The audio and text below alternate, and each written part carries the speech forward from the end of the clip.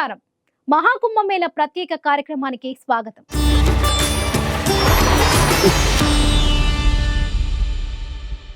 మహాకుంభమేళాకు భక్తులు పోటెత్తుతున్నారు. దేశ విదేశాల్లోని భక్తులు ప్రయాగ్రాజ్ కు తరలి వస్తున్నారు. జనవరి 13 నుంచి ఇప్పటి వరకు త్రివేణి సంగమంలో 41 కోట్ల మందికి పైగా భక్తులు పుణ్యస్నానాలు ఆచరించారు. ఈ సంఖ్య అమెరికా, కెనడా దేశాల్లోని ప్రజల కంటే ఎక్కువ కావడం విశేషం. ఈ నెల 26తో ముగిసే ఈ మహా ఉత్సవంలో పుణ్య స్నానాలు చేసేవారి సంఖ్య పెరుగుతుందే తప్ప ఏమాత్రం తగ్గడం లేదు.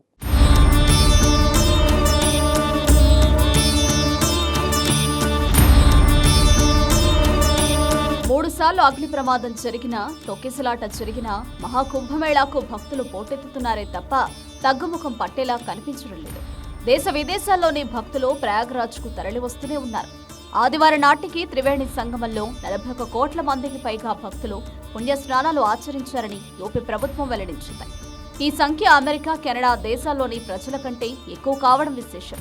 గత నెల 13న ప్రారంభమై ఈ నెల 26తో ముగిసే ఈ మహా ఉత్సవంలో పుణ్యస్నానం చేసేవారి సంఖ్య 50 కోట్లు దాటుతుందని కేంద్ర సమాచార ప్రసార శాఖ ఓ ప్రకటనలో తెలిపింది.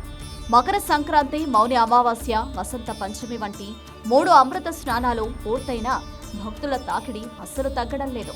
ఇప్పటికీ రాష్ట్రాల నుంచి వచ్చే ప్రత్యేక రైళ్లలో జనం అశేషంగా తరలి వస్తున్నారు.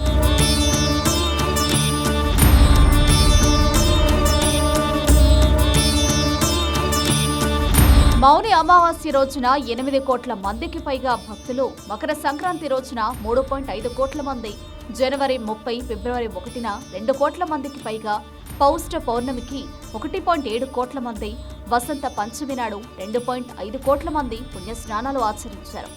భారత రాష్ట్రపతి ద్రౌపది ముర్ము సైతం ఈరోజు మహాకుంభమేళాకు విచ్చేసి పుణ్యస్నానం ఆచరించారు. అనంతరం స్థానిక ఆలయాలను సందర్శించి ప్రత్యేక పూజలు చేశారు. రాష్ట్రపతి పర్యటన నేపథ్యంలో పోలీసులు పటిష్ట బందోబస్తు ఏర్పాటు చేశారు. కుంభమేళా ప్రదేశంలో ఏర్పాటు చేసిన డిజిటల్ కుంభ్ అనుభవ్ సెంటర్ను పరిశీలించడంతో ఆమె పర్యటన పూర్తయింది. ప్రయాగ్రాజ్లో సుమారు 5 గంటల పాటు రాష్ట్రపతి ముర్ము పర్యటన కొనసాగింది.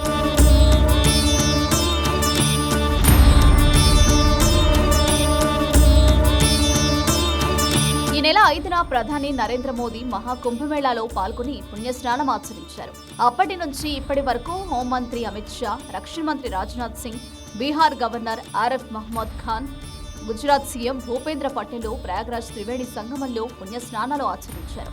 కాగా ఈ రోజు జరిగిన రాష్ట్రపతి పర్యటన నేపథ్యంలో మహాకుంభమేళాలో కట్టుదిట్టమైన భద్రతా ఏర్పాట్లు చేశారు. ద్రౌపది ముర్ము పర్యటన సమయంలో ఆమె వెంట యూపీ ముఖ్యమంత్రి యోగి ఆదిత్యనాథ్, ఇతర అధికారులు హాజరయ్యారు. గతంలో భారత తొలి రాష్ట్రపతి డాక్టర్ రాజేంద్ర ప్రసాద్ కూడా కుంభమేళాకు హాజరయ్యారు.